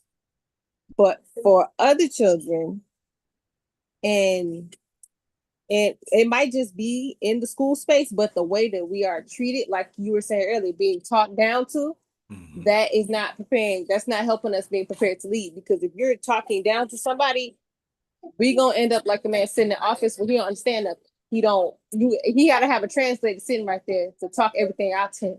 So when we get older and we're going, and you guys are like, well, the older kid, Gen Z is not listening to anybody. It's kind of like, well, were we prepped to listen? Were we talked down to? And then it also delves into how you guys were raised, whereas children, you weren't allowed to lead. So when it comes to how we raise the children and how we're coming about what we think leading is, it changes perspectives for everybody and how you're going to teach us when and where. So that's the point that kind of throws me off, because it's like some of us can, but it's not being, what's the word? Solidified or like pushed to the forefront for us to become leaders, because it can be looked at as a bad thing. And then for the others of us, they're not learning it at all. It's just kind of like well, we're not really doing that for you. We're not going to teach that. So I don't know. Great answer, though. I just typed on YouTube. I'm like, are we sure this young lady is 16? Like, that was a great response, Queen AJ. All right, Mama Jan. Thank you, Freddie. You know what? I can't say anything else. I'm just going to have to put an exclamation point and drop the mic on what Queen AJ just said. Yeah. I mean, when you're talking about, I look at the system that we know, and being prepared to lead is a little different than being able and the opportunity to lead. So I'm dropping that mic and I'm going to let her go ahead and have that, because she said all I can say. I'm complete. I love that. I love that. How about that, right? She got all the elders like, I'm complete. I love that. I think we can move on. We put a pin in that discussion. Or not even a pin. We could just move on past that one. That was good.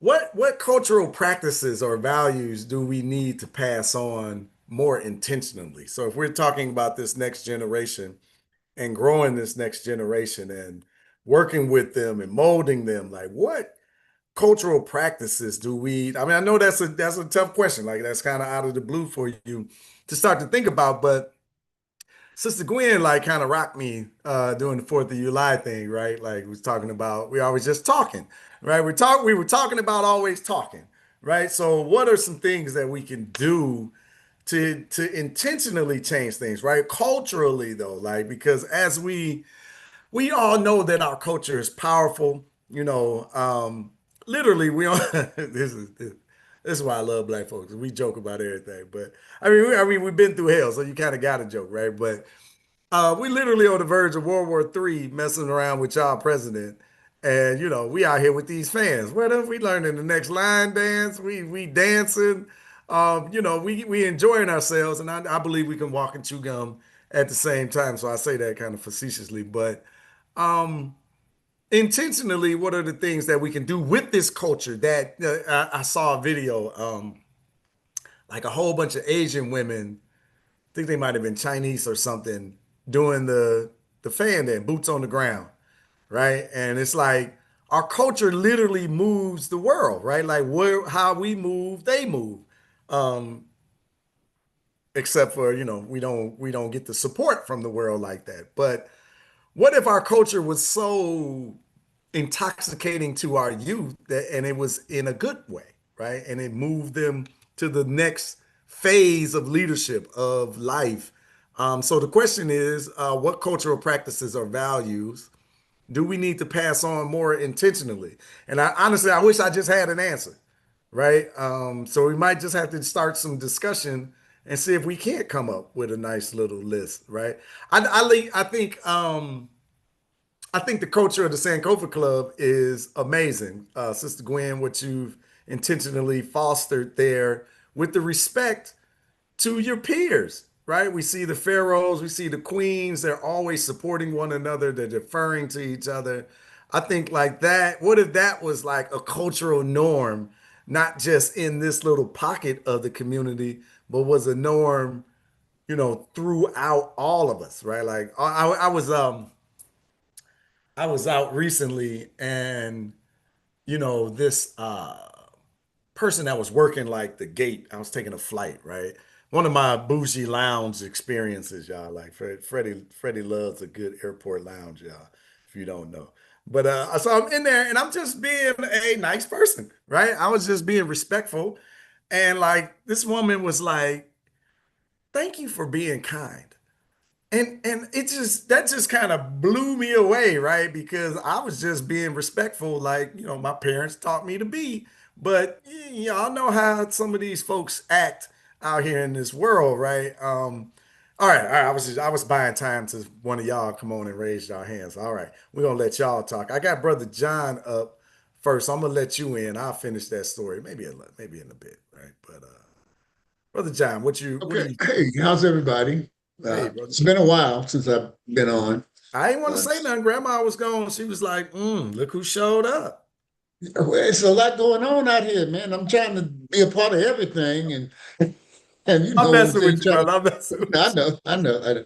But anyway, I just wanted to share number one, Sister Queen AJ, the thing about seeking. I was taught for a long time through the rooms that I traveled in that it's better to seek to understand than to be understood. you. You know. But I'd like to share this brief thing from a little paragraph from written by Amos Wilson, The Falsification of African Consciousness, Consequences of Historical Amnesia. Mm. History is real. It brings real, tangible results. When we wish to negate it and not integrate it and not affirm it, then it negates us in the end. Negation wins out. the African person who lives in social amnesia brought on by the projection of mythological Eurocentric history lives a life that is unintegrated and misunderstood. If we want to know why we behave the way we do, we must know our history. The unconscious must be made conscious. If we don't know ourselves, we're not only a puzzle to ourselves, other people are a puzzle to us as well. We assume the wrong identity and identify ourselves with enemies, with our enemies. If we don't know who we are, then we are whomever somebody else tells us we are. And so I just thought that this conversation today, the history and seeking to understand, we need to understand where we at, where we been. We can't be sugarcoating the reality of life in America, you know? Yeah. Trying to, like Martin Luther King said, I'm afraid I've integrated my people into a burning house, you know? And so I just wanted to just share that as food for thought. You know, we must understand our situation in its fullness, and don't be afraid to call these psychopathic, you know, people who've been running this place, you know, what they are, and and learn how to deal with it, and not be afraid or be unapologetically, revolutionary, as I'm learning to be late in life. Had I known the stuff I learn now, when I was, Queen AJ's age, no telling, no telling, No telling. No telling. Anyway, so I just wanted to share that. Great share, brother. Great share. Thank you as usual. We definitely appreciate you, man. I'm always gonna give you a little razzing. That's what I'm, that cousin, y'all. If you don't know, I'm that cousin. Come on in, Dr. Anita. Okay, Freddie, I want to speak to both of your questions. Your first question being, how are these the homeschool and community efforts, if they're making an impact? I think, first of all, it depends on their focus, their purpose for existence, because some of them go into existence for reasons that don't necessarily feed into our community, and others go into existence to feed into our community. So it depends on their purpose for existence as to whether they are going to meet the needs of our community. But something that Queen AJ said about prepared, able, and opportunity to lead. These systems the homeschool, the communities, and so forth, are where we can prepare and help I say students, that's that educator in me, help our children to be able to lead, falls into our educational systems, be they homeschool, be they public school, be they charter school, whatever. But at the same time, she mentions opportunity to lead. And that's where systems come into place, our economic systems, our political systems, our social systems. Just like I think it was Brother John that just spoke, he mentioned about history repeating itself. Okay, I'm a firm believer that history should repeat itself, not all history.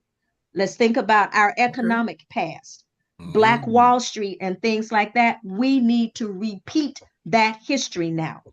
That will give our children the economic opportunities to lead. We need to put the systems in place where they have an economic opportunity to lead.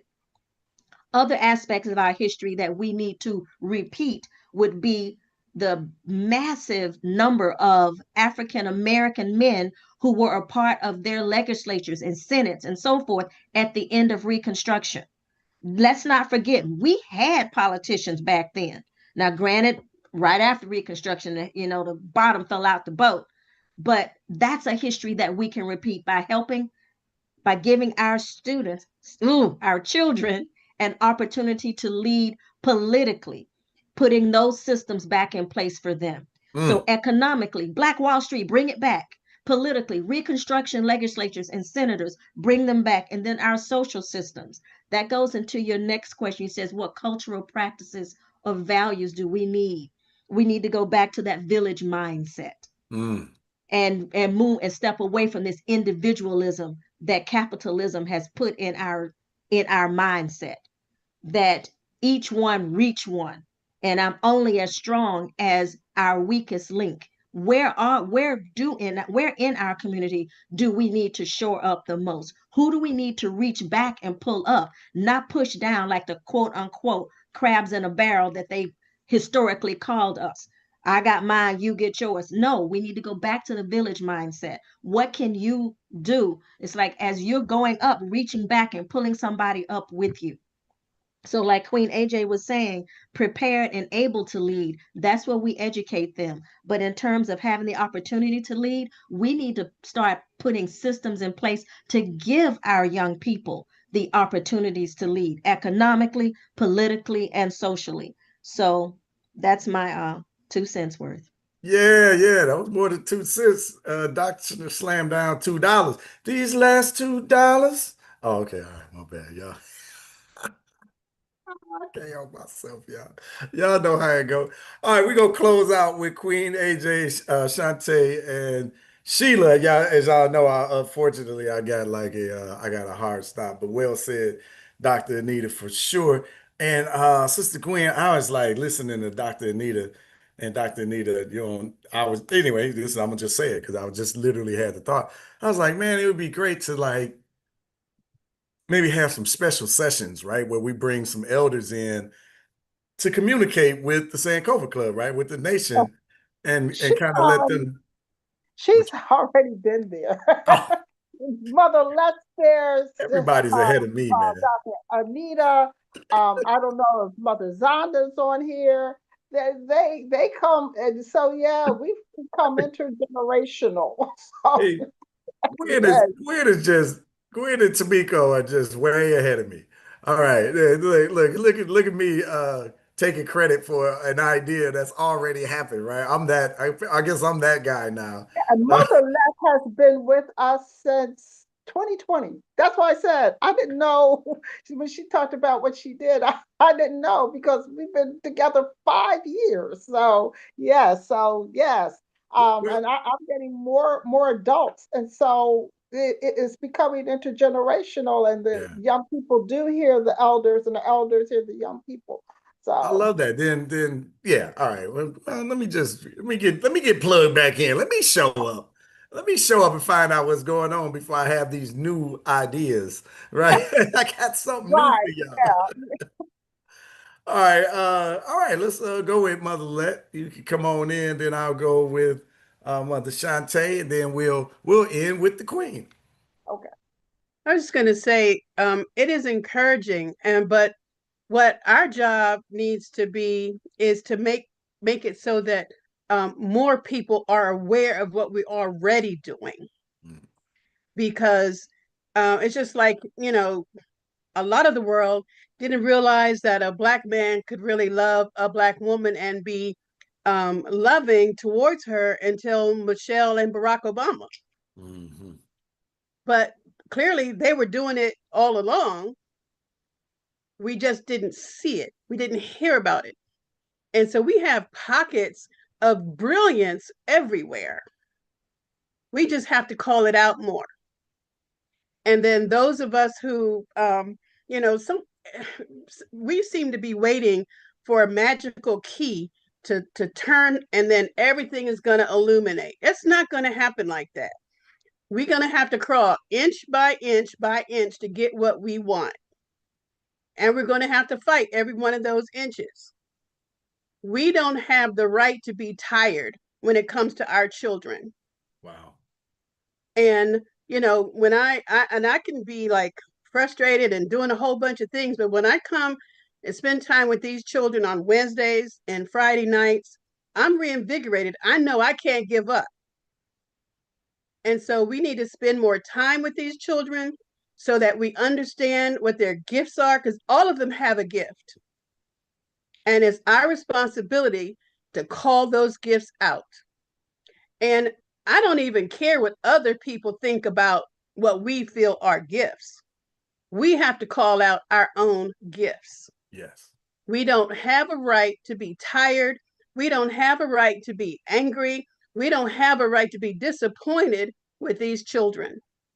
No right at all. We are the ones that didn't make sure they have a place to be leaders, where they don't have a place to feel safe outside of our homes. And some of them aren't even safe in our homes.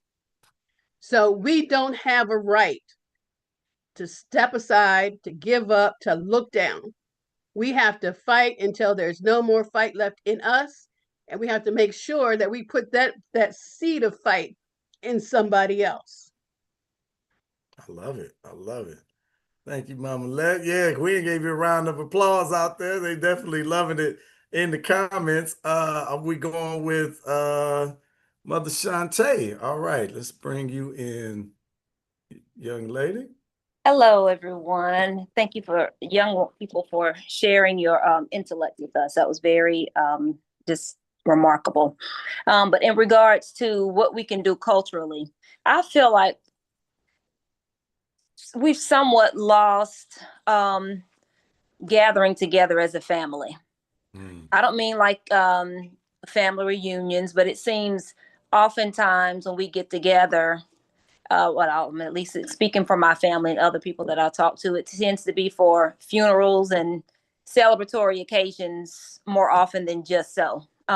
So this Sunday dinner, I thoroughly enjoyed because before my grandma passed, it was something we always did. It was just a given. We just knew we could show up at grandma's on Sunday and we would see everybody. But it just seems that as the elders passed, that that gathering together was less frequent. So I think culturally, if we got family is everything, whether they're blood family or the family that we choose as friends or our spouses or whatnot. So gathering together as family and having conversations such as this, I feel like would strengthen us as a culture and as a people. You know, whether it's education, finance, health, whatever it may be, those things that we need to strengthen ourselves. In addition to what Dr. Anita said, village mentality. We've got to get back to that. We're all we have. Nobody's coming to save us. It's up to us. All these educators in here, we can educate ourselves. We don't have to lean on them to give us the knowledge or the information they want us to have. So culturally, it's up to us to give us what we need and what we want as a family, as a village, as a people, as individuals. And I thank you for this space. Yeah, well, thank you, sister, for showing up always and supporting what we're doing. And I love that. And we do have a lot of educators. And I know one Sunday we started talking about how do we start to get a grassroots movement where we start taking over our school boards, right? Like we always complaining about the education, right? But the school boards have some power and say on what's being taught. And I think about when I think about this, I think about the Tea Party. And I think about all those crazy right-wing movements that continue. Like y'all just notice cycle after cycle, they always got something new. Now then it's MAGA, then it was Tea Party, then it's like why they always got something inside of their party that they invent that revigorates the larger movement, right? Like why can't we not duplicate that, but why can't we take that to the next level? Or do we even have think tanks or people that are thinking about that? But imagine if we took over the school boards and there are black school board leaders, right? But do they have the right mindset is what I'm getting at, right? So what if we had a movement where we were strategically targeting certain school boards and like getting the right people in there that was taking them over? And like everything don't start with the presidency, right? And it's great, right, if you can control all branches, but really this local level of politics is mission critical, and particularly education. Anyway, let me be quiet. Let me let Queen AJ in here to give us some final thoughts. Open mic. Okay. Okay. So I think that so your question was, what do we need to change culturally to, so that we can change all this stuff? I think that everything that everybody has said is definitely, it resonates to me with this community mindset. And I think one of the things that mostly I want to say with Miss Sheila talking about using the gifts of the younger people. The main thing that I feel like many older people are not recognizing when it comes to when we really trying to change stuff is y'all have to listen to the younger people. When we was making moves, it was the younger people who were getting up on our feet and we was going out doing the protests with the posters and all this stuff, doing the sit-ins, because technically you guys can do that. Y'all can lose y'all jobs, y'all, all of this stuff. But as young people, we have the ability to go out and do that. And in a way, we don't have as much to lose. And that's a good thing and a bad thing at times. But with it being a good thing is we were able to make change no matter what, no matter how many of us they took us to jail, no matter how many of us they tried to beat up in the streets, we always came back and it was always more of us and we didn't give up. But when you guys will not listen or allow us to, like Miss Sheila was saying, use our gifts, whatever it, some of us, all of us not gonna get out and protest. Some of us need to be online sharing the word if we have those big platforms. And others of us using those platforms isn't gonna work. For me, my platform I would consider is my voice. I have a big mouth, I'm gonna use it, and I'm very unapologetic in what I'm going to say. So for instance, doing something like open mic and stuff, that's good for me. All kids not gonna get up on the stage and just be able to run off and just say and speak and have people listen to us because, you know, some people that's just not in their spirit. That's just not their gift. But when we're being told, no, we don't need any of that, just let the older people figure it out. And then we're trying to figure out why we back in the predicament that we was when we was all being told to sit down. It makes no sense because if we just listen and we all come together, like she was saying, with that community mindset, we all listen to each other. It's back and forth. It's a round table. It's a Sunday dinner. We all eat. Then we can come to that middle conclusion, the dessert, the sleeping, where we are actually making change and we not just speaking or we're going back and forth, the youth and the adults, so nobody can get to a point where we're actually getting up and moving our feet to change stuff. So I think that's what needs to be changed. We need to really come together, not just okay, we hear your ideas, but we can't really do anything about that because we the older people can't go out and do it. It's like, okay, solidify places and things for the youth to do so that the changes can be made. We can't just take in ideas and then have no action behind them. I love it. I love it. What a way to end the discussion, right? Right. What a way to end the discussion with the youth talking to the elders. I think that was a great pin in the talk today. Well said, Queen AJ. Um, it's definitely been a great discussion today. I love that. They got to listen to the young people. It's like when we think about all of the movements that we admire, do y'all realize it was the teenagers, it was the early 20 somethings, it was that when we talk about the Panther and we talk the Panthers, Black Panthers, and we talk about we talk about Dr. King, right? Dr. King, he passed at 38 years old, right? Like, but he was putting in work for a decade before that. All the movements are led by the young people. So I love that she jumped in with we got to start by listening to them again, right? We got to not only start by listening to them, by letting them lead and getting in a supportive role, right? Bring your money, bring your experience, bring your acumen to support the next generation. Because just because they're not doing it the way that you think is right, it's their future, right? We are. I do want to consider myself young, but I'll be 50 next year, right? That ain't a spring chicken exactly, right? But it is their future, it's their world that they're talking about. So they should not only have a vested interest, they should have a seat at the table and their hands on the steering wheel. So I'm really excited to hear that, Queen AJ. We got to be in touch. I'm gonna have to get you on our show so I can get like an interview directly with you so that you can speak to more of the elders, right? Because I think that that's what we need. But I mean, Fred Hampton died at 21 years old, right? And like he was like literally impacting the entire country, and he is just a one person in a multitude of individuals over the last few centuries. That have put their life, risked their life and limb on the line for us to have these opportunities. So I say all of that to say our young people are brilliant. Our young people are powerful, and our young people just need the support of the elders. I think a lot of us need to get out of the way, right? And some of us, some of us are stacking our pockets with these positions, being on these boards, being in these spaces where we're allowed privilege, but not really making noise and making change.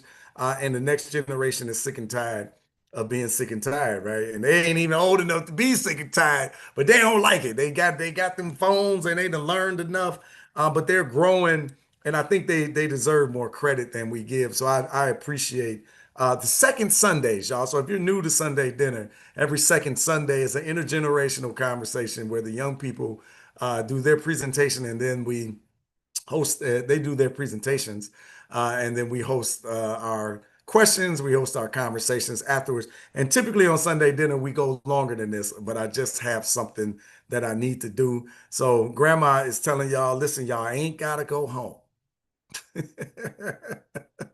But you got to get out of here. But you can come back next week because we do this every Sunday, 3 p.m. Eastern Standard Time. It's officially 3 to 5. We tend to go a little bit longer. I definitely enjoy this engagement. We need this space. I think that that's evident. Today was the first day we kind of like split this thing, right? So members, customers, and VIPs get invited to the Zoom platform to have an opportunity, their voice to be heard. You'll see some more advertising going out. We're about to grow this space, so we kind of want to control it a bit. But if you've ever been on the Sunday dinner list over the last 8 months or so that we've been doing this, then you still have access to the Zoom regardless if you've been a customer of Urban Intellectuals or not. If you're in the Zoom, if you're in the YouTube audience and you enjoyed the discussion, but you like, man, you had some things to say, you wish you had the mic, support the organization with a purchase, right? That's all it takes to jump in and get into this discussion. But we are about to grow this thing because it's clearly needed. These conversations need to be had. But again, I love the call to action from Sister Gwen. So we'll go back to the drawing board and start working on some things that we can create and implement in our communities and our families and in ourselves, that we can start to have real generational impact, right? And the thing that we're doing today. Oh, the question I wanted to leave y'all with. This ain't, we're not doing the conversation today, but this is what I want you to think about it. You just a baby. Brother John. Thank you, brother. That gray hair on my chin, don't say that, but I appreciate it. I appreciate it. I feel young and spry. I'll say that. But I definitely want to get in support of our young people. All right, so my departing question, something I want you to contemplate during the week, is what's one promise we can make to the next generation starting today, right? So think about that. Maybe we'll pick up that conversation Sunday. If you think of something that you like, you can always tag us at Urban Intellectuals on social media, or you can email us at support@urbanintellectuals.com and reach out or respond to one of the emails. Hey, Brother Freddie asked that question, and I think that we could do this, right? What's one promise that we can make to the next generation starting today? And I think if each of us started to think along that lines, not only will the next generation feel valued and supported, they will be.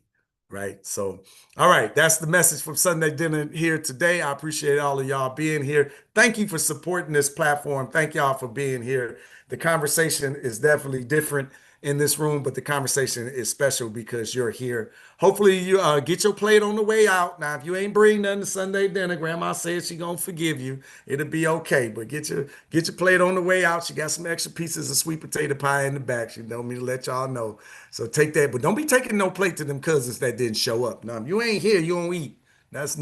We ain't doing that. We're not gonna start that precedent, but I appreciate y'all. I'm glad that y'all like the theme and the fun that we're having. But more importantly, I appreciate y'all for participating in the conversation. Till next time, good people, you know what it is. Love, peace, and power to the people. Have a good evening, everybody. Hotep. Hotep. I love that. Hotep. Yes, Hotep, everybody. Hotep, Sawabona. Hotep family. Hotep. Thank you. Family.